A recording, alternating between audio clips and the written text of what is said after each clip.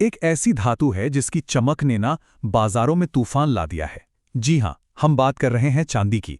लेकिन ठहरिए, इस चमक के पीछे एक बहुत बड़ी चेतावनी छिपी हुई है। चलिए पता लगाते हैं कि आखिर मामला क्या है।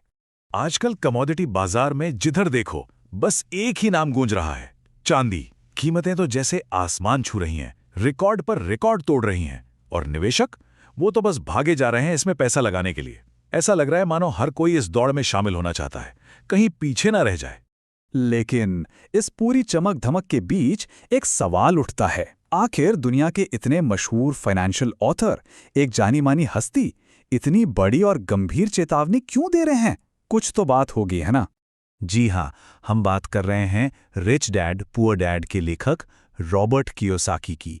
और उनका कहना है कि वो चांदी के बाजार में कुछ ऐसा देख पा रहे हैं जो शायद हम और आप जैसे ज़्यादातर लोगों की नज़रों से ओझल है। कुछ ऐसा जो पर्दे के पीछे चल रहा है। तो कियोसाकी का कहना क्या है? वो कह रहे हैं कि चांदी की कीमत में एक बहुत बड़ा गैप, यानी कि एक खाई बनती जा रही है।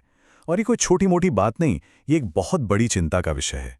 वो साफ साफ चेतावनी दे रहे हैं कि जो लोग पेपर मार्केट में पैसा लगा रहे हैं ना, उन्हें आने वाले समय में एक जोर का झटका लग सकता है। कीमत में गैप, ये सुनकर थोड़ा अजीब लगता है ना। भाई चांदी तो चांदी है, उसकी एक ही कीमत होनी चाहिए, तो ये गैप का क्या मतलब है?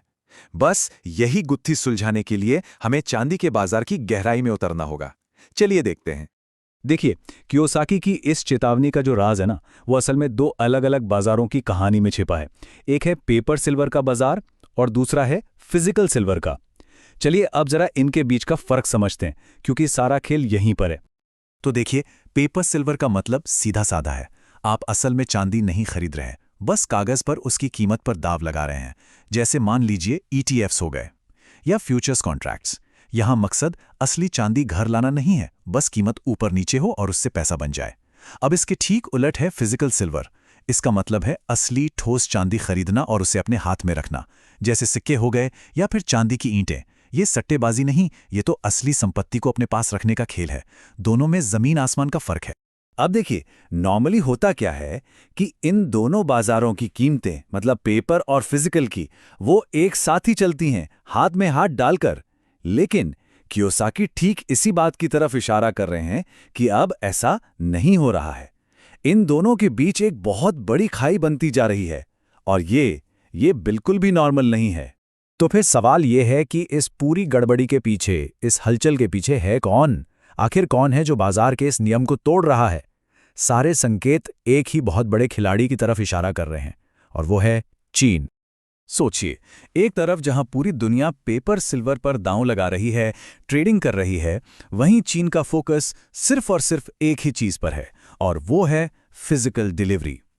चीन को कागज के टुकड़ों में कोई दिलचस्पी नहीं है। वो असली ठोस चांदी चाहता है, जिससे वो अपने कब्जे में रख सके।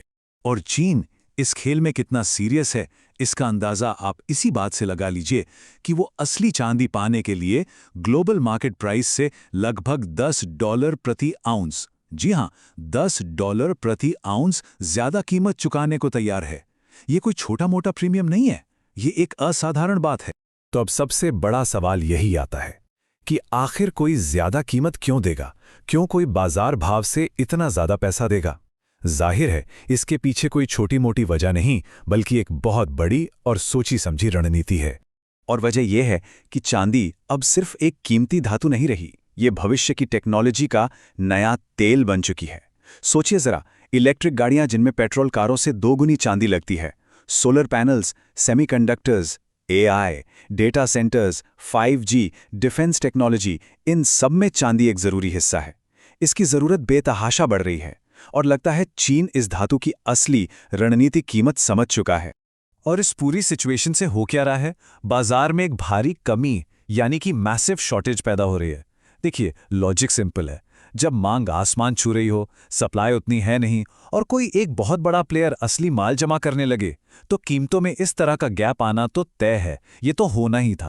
तो क्या इसका मतलब ये है कि हम एक नए सिल्वर किंगपिन को, चांदी के एक नए बादशाह को उभरते हुए देख रहे हैं? चलिए अब ये समझते हैं कि कैसे सिर्फ एक देश की रणनीति पूरे ग्लोबल मार्केट का नक्शा बदल सकती है। अगर हम आंकड़ों पर नजर डालें, तो चीन इस खेल में कोई नया खिलाड़ी नहीं है। वो पहले से ही एक बहुत बड़ी ताकत है। ये दुनिया का दूसरा सबसे बड़ा चांदी प्रोड्यूसर है और इसके पास दुनिया के टॉप 5 सबसे बड़े रिजर्व में से एक है। मतलब बाजार पर असर डालने की ताकत और हैसियत इसके पास पहले से ही है। तो आखिर चीन का एंड गेम क्या है? उसका असली मकसद क्या है? एक लाइन में कहें तो लक्ष्य है चांदी की कीमत का रिमोट कंट्रोल पूरी तरह से अपने हाथों में ले लेना। इसे ऐसे समझिए जैसे किसी कंपनी का जो सबसे बड़ा शेयर होल्डर होता है वो उसके स्टॉक की कीमत पर असर डाल सकता है ना। ठीक उसी तरह जिसके पास किसी कमोडिटी का सबसे ज्यादा फिजिकल स्टॉक जमा हो जाए वो उसकी कीमत को कंट्रोल कर सकता है। और चीन ठीक यही करने की कोशिश में लगा है। और ये सब हमें एक बहुत बड़े और शायद थोड़े परेशान करने वाले सवाल पर लाकर खड़ा कर देता है कि जब एक देश इस तरह से असली फिजिकल सप्लाई पर कब्जा कर रहा है तो आने वाले कल की टेक्नोलॉजी की चाबी, उसका कंट्रोल असल में किसके हाथ में होगा? ये एक ऐसा सवाल है जिसका जवाब आने वाले समय में पूरी दुनिया के भविष्य को तय कर सकता है। तो लाइक करें, शेयर करें और हमारे चैनल को सब्सक्राइब करना न भूलें। और नए अपडेट के लिए बेल आइकन जरूर दबाएं।